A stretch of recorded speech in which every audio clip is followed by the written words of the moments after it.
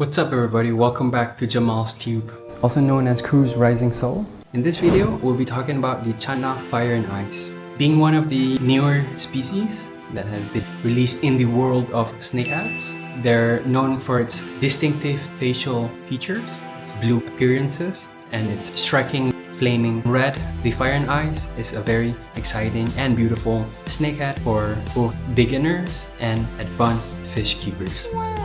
I'll be covering in terms of the tank size, the substrates, background used, as well as the feeding tips for your Fire and Ice. If you're planning on getting one, this video will be useful for you.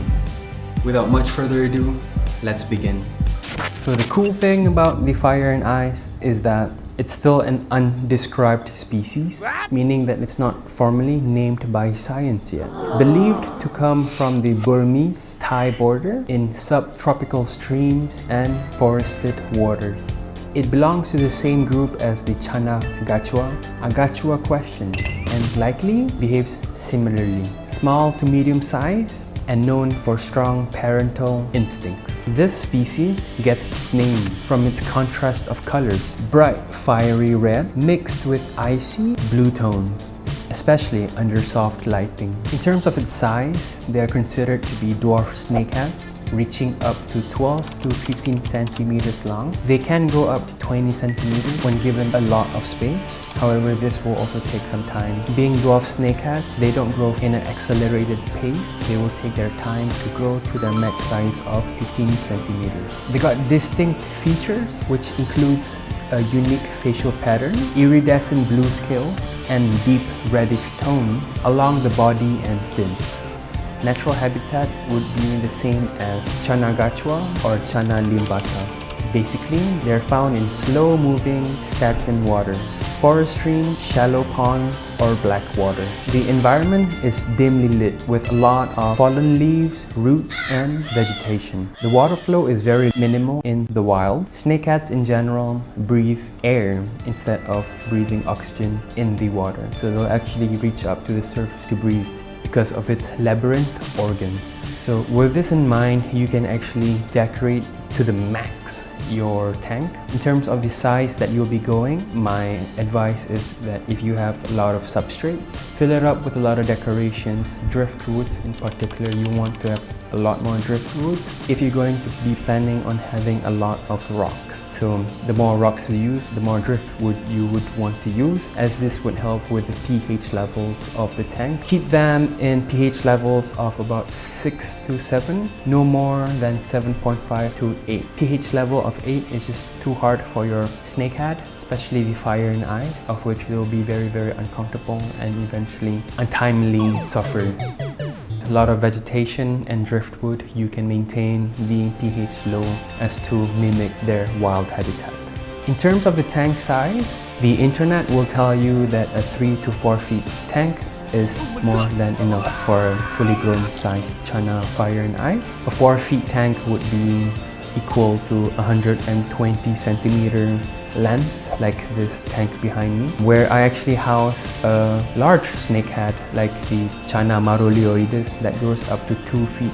And I've placed him in this 4 feet tank, and he is actually not full grown yet. So I'll show you a comparison of what a 4 feet tank and how big this guy is as compared to what the Fire and Ice are. They're dwarf snakeheads. If you want to proceed with what is recommended within the Western Hemisphere, a lot of people will mention 3 to 4 feet tank. That's up to you, you can go with it. But my suggestion is, if you proceed with that, just make sure that you have a lot of decoration and you fill up the tank instead of it being fully bare like this one here. This is a 4 feet tank, but I don't really put a lot of decorations because this guy will still grow up to 2 feet. When you put a lot of decoration for a big size Channa, they might just use their tails to whip a lot of things out. Being the Fire and Ice or dwarf snakeheads, they won't grow too big. So if you put a lot of decorations in your tank, they won't actually swim and uproot your decorations or your plants. Well, least likely. but they will still do that. So tank size, 3 to 4 feet tank if you want to go for the maximum size for a fully grown fire and ice. However, if you start with a really small fire and ice, about 10 centimeters, you can put them in a 2 feet tank maximum, or even a cube tank. I will show you a few approach of mine. I went towards of raising its personality as compared to the breeding approach. Normally the breeding approach, I noticed you need to start with a big size tank. When you start with a smaller size tank, you are able to help groom their personality. I'll be showing you my fire and ice. He is almost at about this size. I'm going to be moving him towards a 2 feet tank, so stay tuned and watch that bit, and I'll be showing you guys how I set up that tank as well for the fire and ice. Most minimum that you can put a full grown size to a 1.5 feet or 2 feet tank, but you want to go maximum 3 or 4 feet, you can even go for the 5 feet tank. However, it would be too much to excess. Another tip for your aquarium size, if you want, you can make sure that the width of your tank is much larger compared to the length of the tank. This will allow your snakehead to be able to swim more and to reach to their different hiding spots. You are going to want to keep a lot of dense cover, especially for your new fire and ice. Make sure that you have a cover. These guys are always looking for an opportunity to jump, especially if your Channa is comfortable. He will always be excited when you are in front of the tank, and sometimes they might just be jumping out of excitement. So you want to have a tight fitting lid. In terms of its temperature, keep it as low as 20 degrees in a range of about 24 to 26 degrees. This is just nice for them. However, my fire and ice, I have kept him not purposely, but the temperature of the room affected the temperature of the tank, and it went up to 29, 30 sometimes. It's not often, however, they're not as finicky as the Channa red mosaic.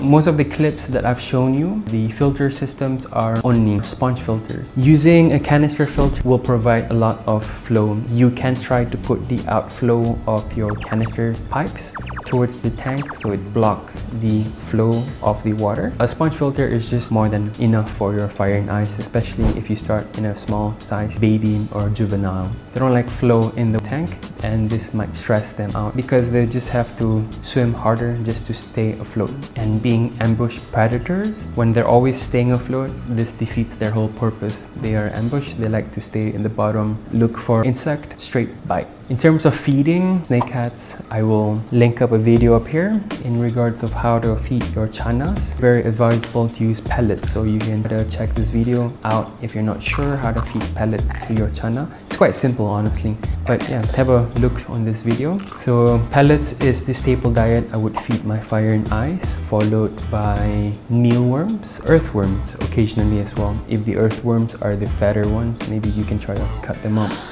to smaller size pieces. I have fed my fire and ice with a large earthworm, and he ate it no problem. With snakeheads, the moment you feed them and they start bloating already and they continue to look bloated for the next few days, that is already indication that you are overfeeding. Snakeheads, general rule, feed them a little bit first.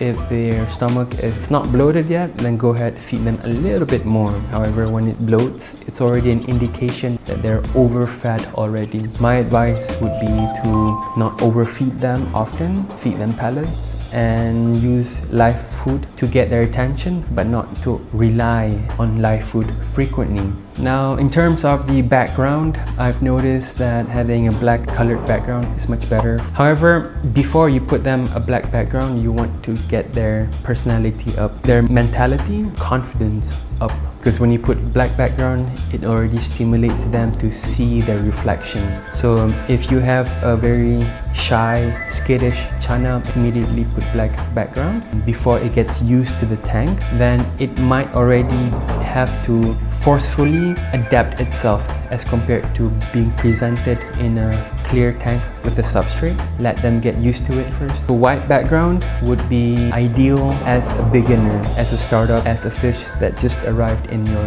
aquarium. However, once you're able to build its confidence and you can see that it's coming in front of you every time you step in front of your tank. It greets you. It shows that their confidence is already improving. Then you can proceed with placing a black background. It can enhance its coloration a little bit more. So I've noticed that with the black background, color of your fire and ice will be more enhanced. In terms of the substrate, currently for my fire and ice, I'm using black substrate. As you can see, it's neither blue or too red. From the other clips I'll be showing you, when it's placed with the red substrate, the reflection of the red sand plays a hue on their color and makes their color more enhanced. My recommendation would be black background, red substrate for effect. But you can play with white background and have a different substrate as well. Some tips about the fire and ice, known to be mix of Channa gachua and maybe Channa limbata as well. They're very new species of Channa because of its genetic variations. One thing I've noticed is that different batches of fire and ice, let's say the aquarium shop had first batch and then arrived a second batch. If you get one Channa fire and ice from the first batch, and the second batch you got another fire and ice and mix them in the same tank, they're not going to be happy and one of them will actually die. So there's something that they are not able to acclimate.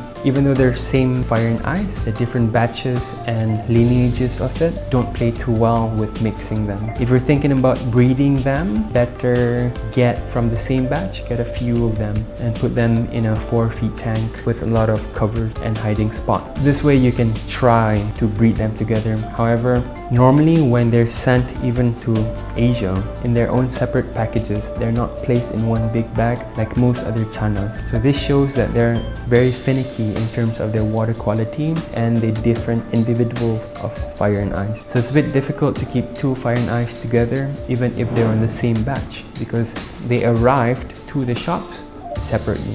So this is something you need to note. This is something I'm willing to share to you guys. And that's pretty much it for today's video. And I hope you guys learned one or two things and that you can also use moving forward with your fire and ice. If you guys have friends or family members who are interested in Channas, snakeheads, or even aquascaping, share them my videos. I would appreciate that, and that will also motivate me to make more videos. Any comments you guys have, just write them down below. Any inputs you guys have as well, feel free to share them with me. So I'll see you guys in the next video. Bye bye.